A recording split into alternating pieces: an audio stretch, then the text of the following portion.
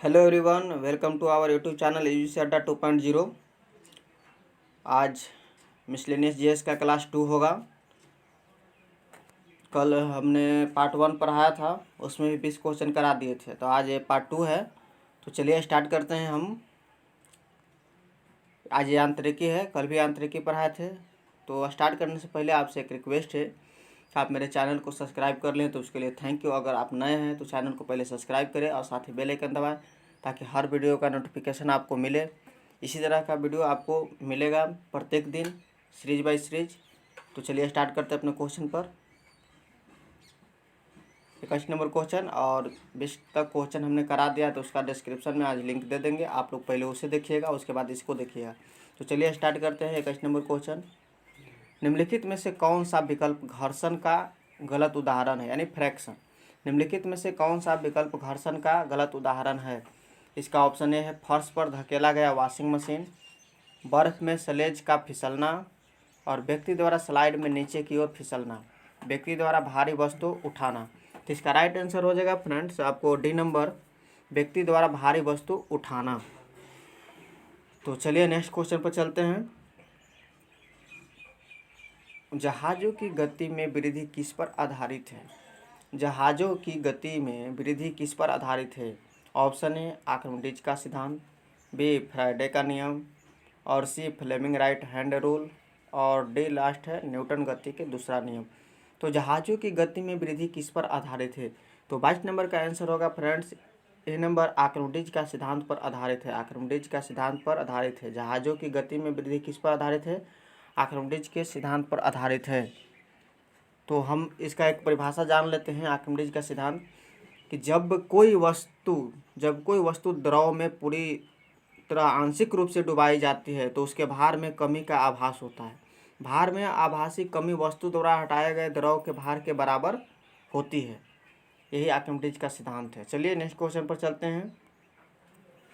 30 number पर आइए, जब सीधे ऊपर की ओर फेंका गया एक पत्थर शीर्ष पर पहुंचता है तो इसका क्या होगा।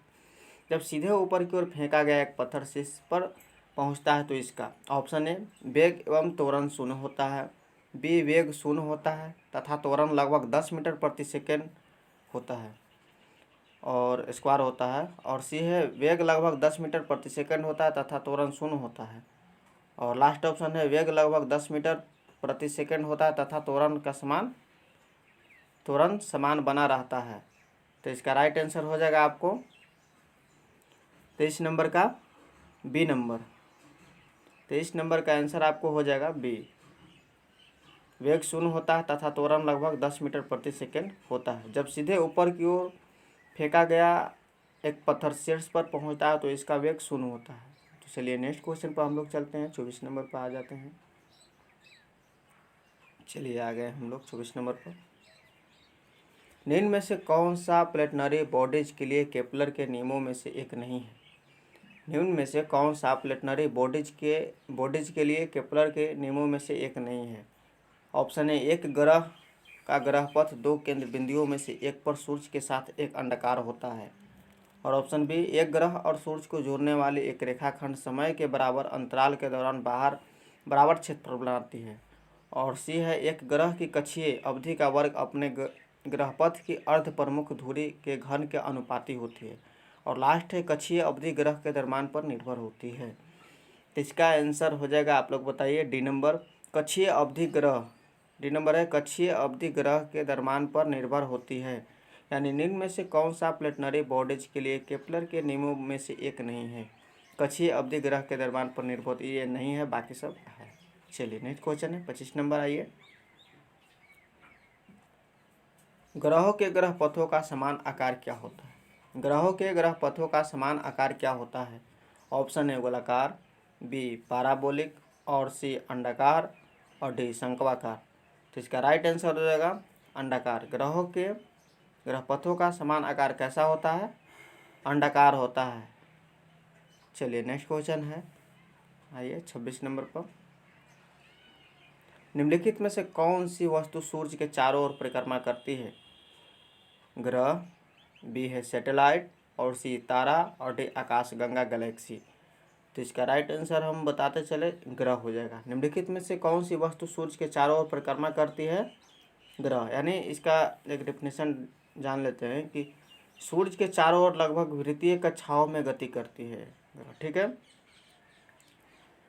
और तथा उपग्रह ग्रह के चारों ओर वृत्तीय कक्षाओं में गति करते हैं, इसीलिए ये ग्रह आंसर हो जाएगा फर्स्ट नंबर। नेक्स्ट क्वेश्चन है, सौरमंडल का हीलियोसेंट्रिक मॉडल सर्वप्रथम किसके द्वारा प्रस्तुत किया गया था? सौरमंडल का हीलियोसेंट्रिक मॉडल सर्वप्रथम किसके द्वारा प्रस्तुत किया गया था?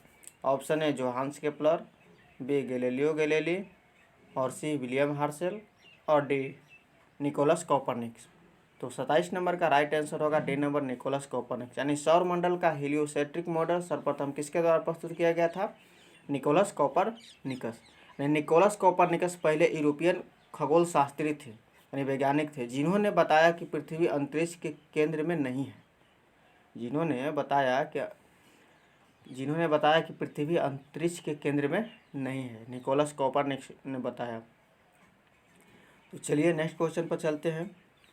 छोटे छोटे डिस्कशन होगा, उसको बताते चलेंगे। 28 नंबर, एक वस्तु पर लगाया गया गुरुत्वाकर्षण बल को क्या कहा जाता है? ये बहुत ही ईजी क्वेश्चन है, लेकिन बच्चे इसको ज़्यादा एग्जाम में कन्फ्यूज हो जाते हैं इस क्वेश्चन को बनाने से। ऑप्शन है तनाव, बी जड़ता, और सी वजन, और डी काम। तो 28 नंबर का आंसर हो जाएगा वजन। एक वस्तु पर लगाया गया गुरुत्वाकर्षण बल को क्या कहा जाता है? वजन। यानी एक वस्तु पर लगाया गया गुरुत्वाकर्षण बल को, यानी भार, इसी को भार बोलते हैं, वजन कहा जाता है। चलिए नेक्स्ट क्वेश्चन है 29 नंबर। आइए, निम्नलिखित में से कौन सा कथन सत्य नहीं है? अब आप लोग इसमें से चॉइस करना है कि निम्नलिखित में से कौन सा कथन सत्य है और कौन सा कथन असत्य है। तो हम पढ़ते हैं। ऑप्शन ए, गुरुत्वाकर्षण के कारण त्वरण आकृति, आकार और शरीर के द्रव्यमान से स्वतंत्र होती है। गुरुत्वाकर्षण के कारण त्वरण ध्रुवों पर अधिकतम होता है। और सी नंबर है, गुरुत्वाकर्षण के कारण त्वरण भूमध्य रेखा पर न्यूनतम होती है। और अगर लिफ्ट तेजी से ऊपर बढ़ रही है तो एक शरीर का प्रत्यक्ष वजन वास्तविक वजन से कम होता है। ये तो ऐसे ही गलत हो गया दोस्त।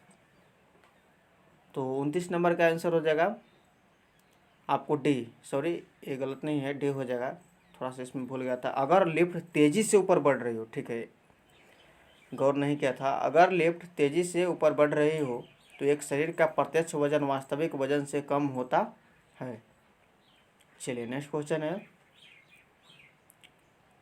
यदि पृथ्वी पर आपका वजन 38 किलो है तो बुध ग्रह पर आपका वजन कितना होगा? यदि पृथ्वी पर आपका वजन 38 किलो है तो बुध ग्रह पर आपका वजन कितना होगा? ऑप्शन है 19 किलोग्राम, बी 760 किलोग्राम, और सी है 10 किलोग्राम, और डी है 14.3 किलोग्राम। तो इसको हम लोग निकालते हैं कि पृथ्वी पर व्यक्ति का भार कितना है।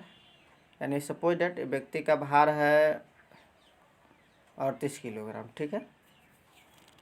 तो बुध ग्रह पर व्यक्ति का भार था, पृथ्वी पर व्यक्ति का भार बटा 9.8 मीटर प्रति सेकेंड स्क्वायर गुने 3.7 मीटर प्रति सेकेंड स्क्वायर होता है। इसका फॉर्मूला यह है, पृथ्वी पर व्यक्ति का भार बटा इतना मान दिया हुआ है 9.8 गुने 3.7। अब इसको काट कूट के हम लोग यहाँ लावेंगे तो आएगा 14.3 किलोग्राम। यानी राइट आंसर हो जाएगा 14.3 किलोग्राम। चलिए 31 नंबर क्वेश्चन पर आइए, पृथ्वी की सतह पर पलायन वेग लगभग क्या है? पृथ्वी की सतह पर पलायन वेग लगभग क्या है? तो 31 नंबर का आंसर हो जाएगा, यहाँ पर पढ़ते हैं। ऑप्शन नंबर ए है 4.3 किलोमीटर प्रति सेकेंड, और बी है 21.3 किलोमीटर प्रति सेकेंड, और सी है 11.2 किलोमीटर प्रति सेकेंड, और डी है 13.8 किलोमीटर प्रति सेकेंड। तो 31 नंबर का यहाँ पर आंसर हो जाएगा सी 11.2 किलोमीटर प्रति सेकेंड। पृथ्वी की सतह पर पलायन वेग लगभग क्या है? 11.2 किलोमीटर प्रति सेकेंड। एक हम इसका डिस्कशन जान लेते हैं। पलायन वेग वह न्यूनतम वेग है जिसे किसी वस्तु को पृथ्वी तल से ऊपर फेंकने पर वह पृथ्वी के गुरुत्वाकर्षण क्षेत्र से बाहर चला जाती है, निकल जाए, अर्थात वह पृथ्वी पर लौटकर कभी वापस ना आए। जिसे नहीं, पृथ्वी तल से पलायन वेग 11.2 किलोमीटर प्रति सेकेंड होता है। यानी 11.2 किलोमीटर प्रति सेकेंड की रफ्तार से हम फेंकेंगे कोई भी वस्तु तो पृथ्वी पर वापस लौट कर नहीं आएगा, सीधा वापस चला जाएगा। चलिए नेक्स्ट क्वेश्चन आ जाइए भाई। निम्नलिखित कारणों में से किसके कारण बादल आकाश में तैरते हैं? बहुत अच्छा है। निम्नलिखित कारणों में से किसके कारण बादल आकाश में तैरते हैं? ऑप्शन ए है निम्न तापमान, बी निम्न गति, और सी है निम्न दाब, और डी निम्न घनत्व। तो इसका आंसर हम आपको बताएं तो निम्न घनत्व। निम्न घनत्व के कारण बादल आकाश में तैरते हैं, यानी बादलों का भार एक स्थान पर केंद्रित नहीं रहता है, इसीलिए। चलिए नेक्स्ट क्वेश्चन है 33 नंबर। क्यूसेक से क्या मापा जाता है?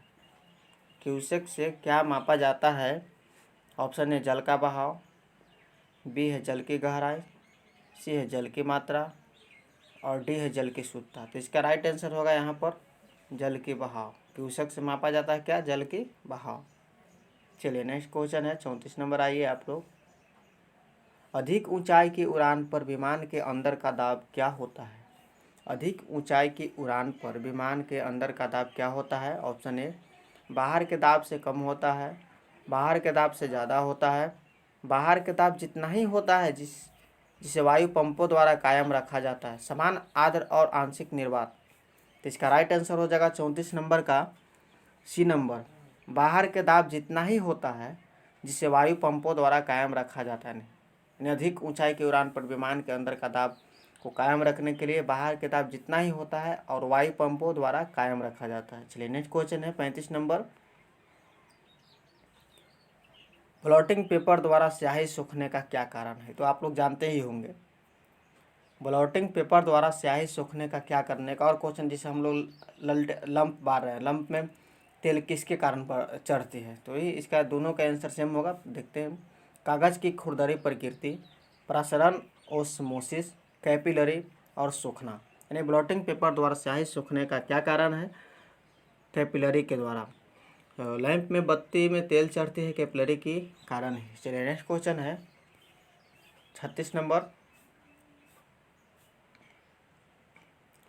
सेमी क्वेश्चन है। एक ब्लॉटिंग पेपर स्याही कैसे सूखता है? एक ब्लॉटिंग पेपर स्याही कैसे सूखता है? तो ऑप्शन है स्याही सूखाकर, किसका कैपिलरी क्रिया, ठोसकरण क्रिया और वाष्पीकरण। तो इसका राइट आंसर हो जाएगा 36 नंबर का बी, किसका कैपिलरी क्रिया द्वारा। यानी ब्लॉटिंग पेपर स्याही कैपिलरी के द्वारा ही सूखता है। तो चलिए नेक्स्ट क्वेश्चन है 37 नंबर। आइए 37 नंबर आप लोग आ जाइए क्वेश्चन पर। चाकू किसका उदाहरण है? चाकू किसका उदाहरण है? तो आप लोग इसका आंसर बताइए। चाकू किसका उदाहरण है? लीवर, वेडज और इंक्लाइंड प्लेन और पुली। तो चाकू किसका उदाहरण था? चाकू 37 नंबर का आंसर हम आपको बताएं वेड्ज का उदाहरण है। तो चलिए नेक्स्ट क्वेश्चन 38 नंबर। हाँ, तो अभी तक आप मेरे पहले वीडियो को नहीं देखे हैं तो उसको जाकर देखिए। आपको टेस्ट के लिए 3 क्वेश्चन दे रहे हैं, 38, 39, 40। मैं आपको पढ़ कर सुना देता हूँ। रोलर कोस्टर की सवारी में कौन सा बल कार्य करता है? अपकेंद्री, अभिकेंद्री, गुरुत्वीय, अविलंब। आप लोग इसका आंसर कमेंट में दें पहला वीडियो को देखकर। और ये नेक्स्ट क्वेश्चन है, बल की एसआई यूनिट क्या है? Kelvin, Newton, pascal, volt. Revision भी हो जाएगा कि आप लोग वीडियो देखते हैं या नहीं देखते हैं। चलिए नेक्स्ट क्वेश्चन है, किसी वस्तु के तरल पदार्थ पर रखे जाने से उत्पन्न ऊर्ध्वगामी दबाव को क्या कहते हैं? बुआयंट फोर्स, फ्रिक्शनल फोर्स, अप्लाइड और ग्रेविटेशनल फोर्स। तो इसका आंसर आप लोग कमेंट में दीजिए। हम इसके पहले वीडियो में इसका आंसर बता दिए हैं तीनों क्वेश्चन का। मिलते हैं नेक्स्ट वीडियो में। इसी तरह से आप लोग बने रहिए हमारे साथ।